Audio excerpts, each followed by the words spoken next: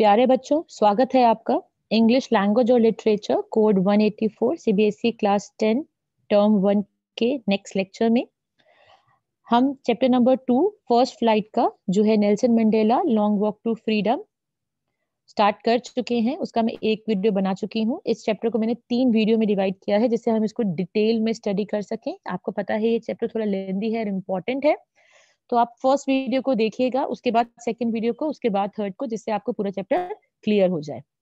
अब हम शुरू करते हैं। थोड़ा सा रिकॉल करते हैं कि हमने फर्स्ट वीडियो में क्या समझा था। फर्स्ट वीडियो में हमने समझा था कि यह जो चैप्टर है इसमें जो भी बताया गया है वो इनॉग्रेशन के बारे में बताया गया है। ये इनॉग्रेशन है क्या, जब नेल्सन मंडेला साउथ अफ्रीका के पहले ब्लैक प्रेसिडेंट बने थे, उस दिन जिन्होंने ओथ ली थी और वो जो सब कुछ सोच रहे थे और स्पीच दी थी उसके बारे में है ये। और एक और बात कि ये जो चैप्टर है ये नेल्सन मंडेला की जो ऑटोबायोग्राफी है, जो उनकी आत्मकथा है, उसका एक छोटा सा अंश है, उसका छोटा सा पार्ट है। नेल्सन मंडेला अपार्थाइड के अगेंस्ट थे। मैंने आपको बताया था कि अपार्थाइड वो सिस्टम था जहाँ पे जो व्हाइट थे वो ब्लैक पीपल को सप्रेस करते थे, उनके ऊपर रूल करते थे और बहुत से अधिकार जो थे वो ब्लैक पीपल को नहीं मिले हुए थे साउथ अफ्रीका में। और फिर मैंने आपको बताया था कि इनॉग्रेशन हुआ कहाँ था।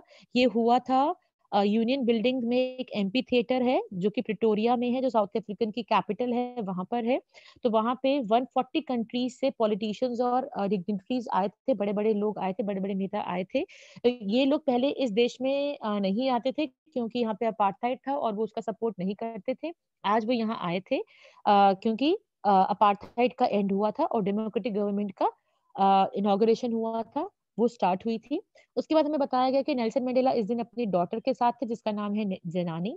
और जो मिस्टर डी क्लार्क है उन्होंने सेकंड डिप्टी प्रेसिडेंट की पोस्ट पे ओथ लिया था और थेबो मुबिकी ने फर्स्ट। और फिर नेल्सन मंडेला जी की टर्न थी जिन्होंने ये बोला था कि इस अर्थ पे, सॉरी, साउथ अफ्रीका की सॉइल पे अब कोई भी किसी से कोई डिस्क्रिमिनेशन नहीं करेगा। ठीक है, इसके बाद क्या हुआ था हम देखते हैं। जैसे कि हमारे रिपब्लिक डे में आपने देखा होगा जो परेड निकलती है, उसके बाद कुछ जेट्स होते हैं जो आसमान में कुछ नए नए करतब दिखाते हैं, कुछ कलर कलर का ट्रेल छोड़ते हैं अपने पीछे, जैसे इस पिक्चर में दिखाया है मैंने, कुछ पीछे से ट्रेल छोड़ते हैं, है ना, जैसे ये ट्रेल छोड़ा हुआ है ना ऐसे। तो ऐसा कुछ होने वाला था उस दिन और क्या हुआ था देखते हैं। अब कुछ मोमेंट्स के बाद वहां पे everybody was looking into the sky, सब सब आसमान की तरफ देख रहे थे। और वहां पे क्या था, एक एरे था। बेटा एरे का मतलब क्या होता है, AREAY। एरे का मतलब क्या होता है, कोई भी एक सीक्वेंस बनाना। जैसे कुछ रोज में कुछ लोग खड़े हैं, कुछ कॉलम्स में कुछ लोग खड़े हैं, तो उसको एरे बोलते हैं। तो किसने ऐसे एक सीक्वेंस बनाया था आसमान में? साउथ अफ्रीका के जेट्स ने बनाया था। ठीक है, तो सबने ऊपर देखा, हेलीकॉप्टर्स थे, जेट्स थे, ट्रूप कैरियर्स थे। तो वो एक परफेक्ट फॉर्मेशन बना के यूनियन बिल्डिंग के ऊपर से उड़ रहे थे। ठीक है, अब देखो बेटा, अब जब पायलट है, जब वो कोई शेप्स बनाते हैं, एक के पीछे एक उड़ाते हैं, तो उनको बहुत ज्यादा एक्यूरेसी रखनी पड़ती है। तो वो पिन पॉइंट प्रिसिशन दिखा रहे थे। प्रिसिशन मतलब एक्यूरेसी दिखा रहे थे, बिल्कुल पिन पॉइंट, मतलब हल्की सी भी चूक नहीं हो सकती है। ठीक है, ऐसी एक्यूरेसी वो दिखा रहे थे। और वो ये भी डेमोन्स्ट्रेट कर रहे थे कि जो हमारी मिलिट्री है, जो साउथ अफ्रीका की मिलिट्री है, वो किसके लॉयल है? अब डेमोक्रेसी के लॉयल है। आपको पता है जितनी भी वहां पे डिफेंस फोर्स था वो सब अपार्थाइड सिस्टम में व्हाइट पीपल के हाथ में था। लेकिन आज वो ये प्रूव कर रहे थे कि हम जो है वो आपके साथ हैं, हम डेमोक्रेसी के साथ हैं। हम जो नई गवर्नमेंट बनी है, जो फेयरली इलेक्ट हुई है, जो फ्रीली और फेयरली जीती है, हम उस गवर्नमेंट के साथ हैं। और फिर नेल्सन मंडेला जी याद कर रहे हैं कि जो साउथ अफ्रीका के जो जनरल्स थे डिफेंस फोर्स के और पुलिस के, जिनके चेस्ट जो है वो बिडेक्ड विद रिबन्स एंड मेडल्स, जिनके जो चेस्ट है वो सजे हुए हैं रिबन से और मेडल से। आपने देखा होगा जो जनरल्स होते हैं उनके उनके ड्रेस पे बहुत सारे जो होते हैं वो मेडल्स लगे हुए होते हैं या रिबन्स लगे हुए होते हैं। तो नेल्सन मंडेला जी खुश हो रहे हैं कि ये लोग जो थे वो उस दिन उनको सैल्यूट कर रहे थे और वो ये प्लेज और वो ये आश्वासन दे रहे थे कि हम अब आपके ही साथ हैं, हम अब नई गवर्नमेंट के ही साथ हैं। और जो नेल्सन मंडेला जी थे वो याद कर रहे थे, I was unmindful of the fact that no not so many years before they would not have saluted me but arrested me. कि ये वही लोग थे जो कुछ दिन पहले तक मुझे अरेस्ट करना चाहते थे, आज ये मुझे क्या कर रहे हैं? सैल्यूट कर रहे हैं। उसके बाद किसका नंबर था? इसके बाद था chevron of Impala jet. Chevron क्या होता है बेटा? ये जो वी शेप होती है ना, इसको आपने देखा, चिड़िया जो होती है वो हमेशा वी शेप में उड़ रही होती है। जो बड़ी सारी चिड़िया होती है वो अपना झुंड बनाती है ना, तो ऐसे वी शेप बनाती हैं। तो ऐसे ही इम्पाला जेट्स हैं एक नाम के, तो उसके बाद वो निकल रहे थे वहां से, उन्होंने वी शेप का बनाया हुआ था, ऐसे वी शेप का बनाया हुआ था। और वो पीछे किसका कलर छोड़ रहे, जैसे ये लोग ट्रेल दिखा रहे हैं ना बेटा, इसको ट्रेल बोलते हैं। तो वो किसका ट्रेल छोड़ रहे थे, वो छोड़ रहे थे पीछे रेड कलर का, ब्लैक कलर का, ग्रीन का, ब्लू का, गोल्ड का। और क्यों ये कलर्स वो रिप्रेजेंट कर रहे थे, क्योंकि जो साउथ अफ्रीका का न्यू फ्लैग था उसके अंदर ये सब कलर्स थे। तो वो दिखाने के लिए कि ये नया रंग है, नया दिन है, नई शुरुआत है, उन्होंने एक वी शेप का फॉर्मेशन बनाया था और वो इस कलर के ट्रेल को छोड़ते हुए जा रहे थे। ठीक है, अब हम आगे चलते हैं बेटा नेक्स्ट स्लाइड पे।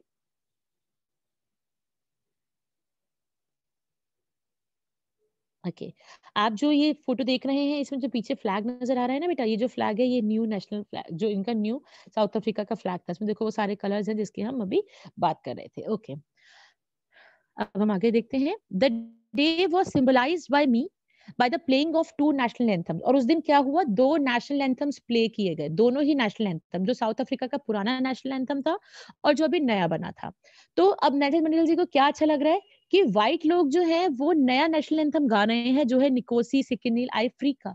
और जो ब्लैक्स हैं वो भी पुराने वाला गा रहे हैं डायस्टेम।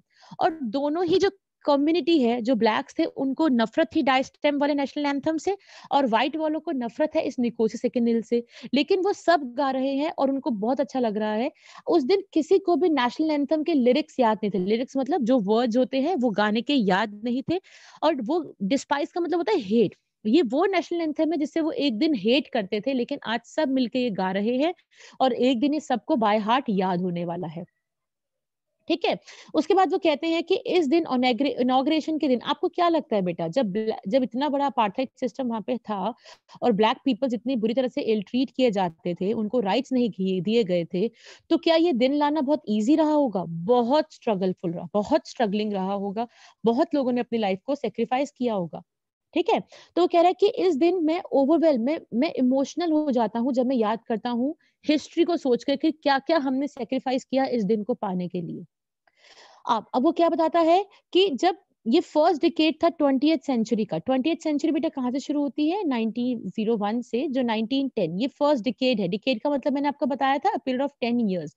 तो 20th सेंचुरी का पहला डिकेड कौन सा है? 1901 टू 1910। इसके बीच में, इस ईयर्स के बीच में कहीं ये शुरू हुआ था अपार्थाइड सिस्टम।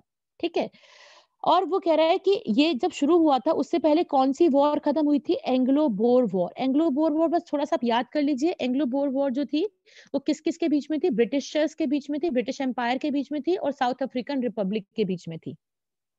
तो बहुत देखो बेटा, जब भी कोई वॉर होती है तो बहुत सारा डिस्ट्रक्शन होता ही है, बहुत सारा प्रॉपर्टी खराब हो जाता है, बहुत लोग मर जाते हैं। ठीक है, बहुत नुकसान होता है एक कंट्री का। कह रहे हैं उसके बाद एंग्लो बोर वॉर खत्म हुई, उसके बाद कौन सा सिस्टम आ गया? ये अपार्थाइड सिस्टम आ गया। और अपार्थाइड सिस्टम किसने किसने बनाया था? व्हाइट स्किन्ड पीपल लोगों ने बनाया था, जो व्हाइट स्किन के लोग थे वो उन्होंने बनाया था। और उन्होंने क्या सिस्टम बनाया? जो racial domination against the dark skin people, कि रेशियल मतलब उनकी रेस, उनकी जाति जो है वो डोमिनेंट है, वो ज्यादा सुप्रीम है ब्लैक वालों से।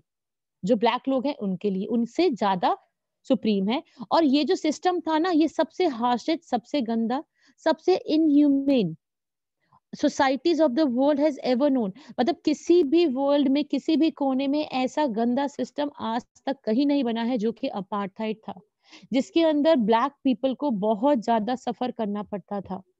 उनको बेसिक राइट्स भी नहीं थे, जो छोटे छोटे राइट्स होते हैं ना, वो भी छोटे छोटे अधिकार भी उनसे छीन लिए गए थे। ठीक है, तो वो कह रहा है कि 20th सेंचुरी के फर्स्ट डिकेड में सिस्टम बना था, तब तक मैं पैदा भी नहीं हुआ था। और आज लास्ट डिकेड है 20th सेंचुरी का। ठीक है, लास्ट डिकेड मतलब क्या हुआ? लास्ट डिकेड हुआ समवेयर समवेयर बिटवीन 1991 टू 2000। अब लास्ट डिकेड है 20th सेंचुरी का, इसके बीच में ये सिस्टम आज खत्म हो गया। और मैं खुद 80 इयर्स का हो चुका हूं आज। और ये जो सिस्टम है, ये जो अपार्थाइड सिस्टम था, ये अब खत्म हो चुका है। अब कौन इसकी जगह ले चुका है? अब नेक्स्ट पेज पे देखते हैं कौन इसकी जगह ले चुका है। इसकी जगह ली जा चुकी है किसके द्वारा?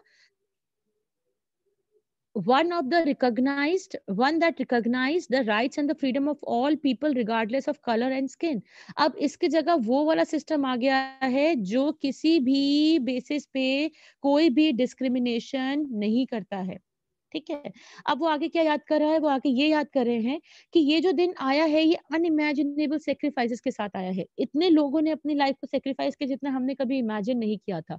थाउजेंड्स ऑफ पीपल ने अपनी लाइफ को सेक्रीफाइस किया है। ठीक है। People who sufferings and courage can never be counted. इनकी जो सफरिंग्स है इनको हम बिल्कुल भुला भी नहीं सकते कि इन्होंने कितना कष्ट, इतनी कितनी मुसीबत सही है। और मुझे लगता है कि मैं कौन हूँ, मैं इन सभी पेट्रियोटिक लोगों का, जो देशभक्त लोग थे, उनका एक नतीजा हूँ। ये सब मैंने नहीं किया, ये उनका सेक्रीफाइस है। ठीक है। आई एम पेन्ड, पेन मतलब मुझे दुख होता है ये सोचकर कि मैं उनका धन्यवाद कभी नहीं कर पाऊंगा। जिनके सेक्रीफाइसेस से ये दिन आया है, मैं उनको कभी भी धन्यवाद नहीं दे पाऊंगा। बेटा रॉट जो वर्ड है ना, वो ये एक पुराना वर्ड है जिसका मतलब है वर्कड। जो रॉट वर्ड है ये पुराने वर्ड है, ये अब इंग्लिश में काउंट नहीं किया जाता, जिसका मतलब होता है वर्क। वो कहना चाहता है कि ये जो दिन आज चल रहा है ना, ये चीज जो है इन लोगों के सेक्रीफाइस से चल रहा है। अगर ये लोग नहीं होते तो ये दिन कभी नहीं होता। और उसको दुख होता है कि ये लोग ये देखने के लिए है ही नहीं कि उनके सेक्रीफाइसेस ने क्या दिन दिखा दिया है ब्लैक पीपल को। ठीक है। चलिए आगे चलते हैं।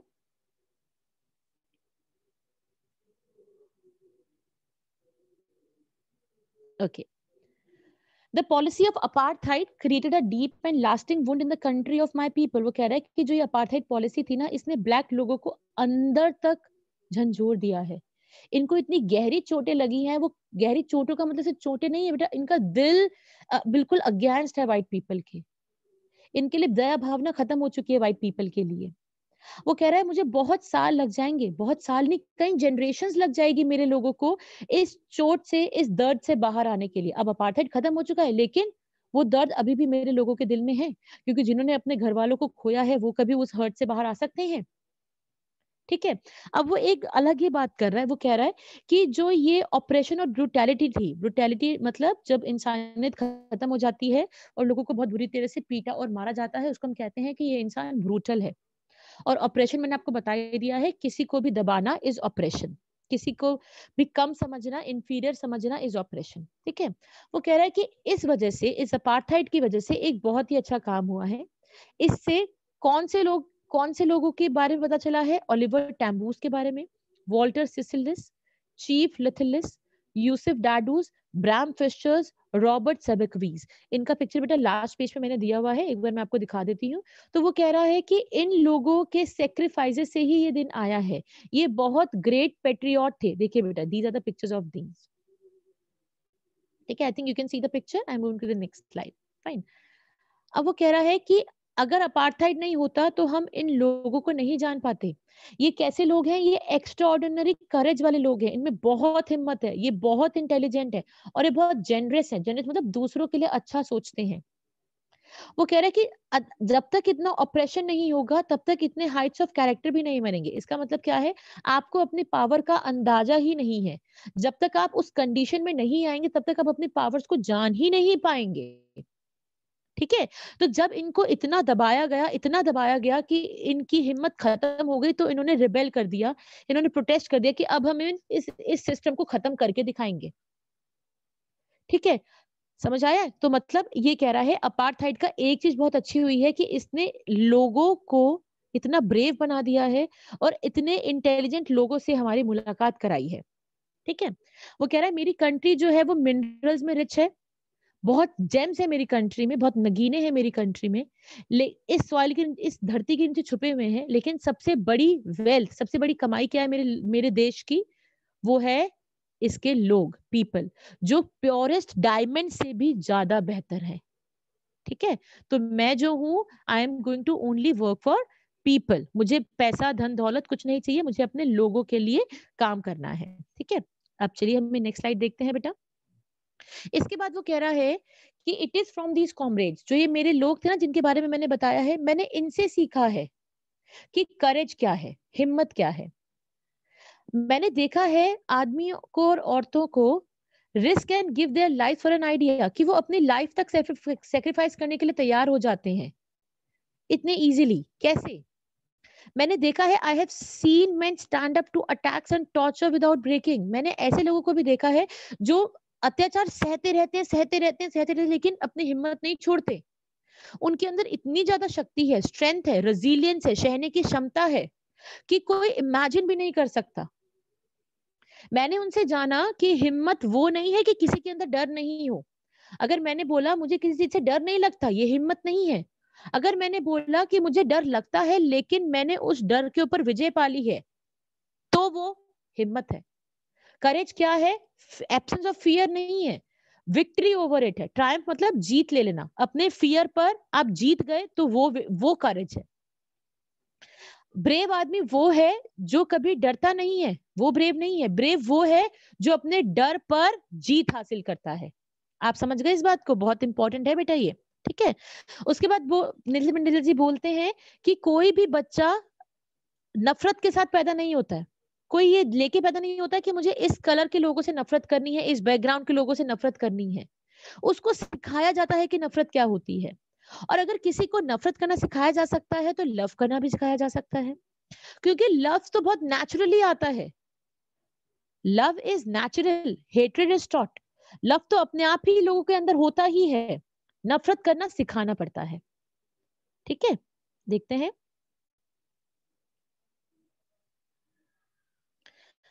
अब वो क्या कह रहा है नेक्स्ट लाइन में, वो क्या कह रहे हैं?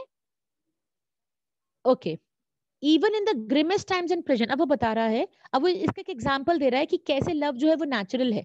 जब वो जेल में थे, वो 30 सालों तक जेल में रहे हैं, जब वो जेल में थे अपने लोगों के साथ, उनको बहुत ज्यादा पुश टू देयर लिमिट्स, बहुत ज्यादा पनिश, बहुत ज्यादा मारा पीटा जाता था। तो उसने क्या देखा कि एक गार्ड जो खड़ा हुआ था, जब वो पिट रहे थे, जब उनको मारा जा रहा था, एक गार्ड के अंदर ना क्या आया, एक ग्लिमर ऑफ ह्यूमैनिटी। मतलब एक सेकंड के लिए उसके फेस पे ना एक ऐसा एक्सप्रेशन आया कि उसको बुरा लग रहा है कि इनको मारा जा रहा है। सिर्फ एक सेकंड के लिए, एक सेकंड के लिए उसके फेस पे ऐसा आया, तो मुझे लगा कि इसके अंदर भी लव तो है। हर इंसान के अंदर लव होता है।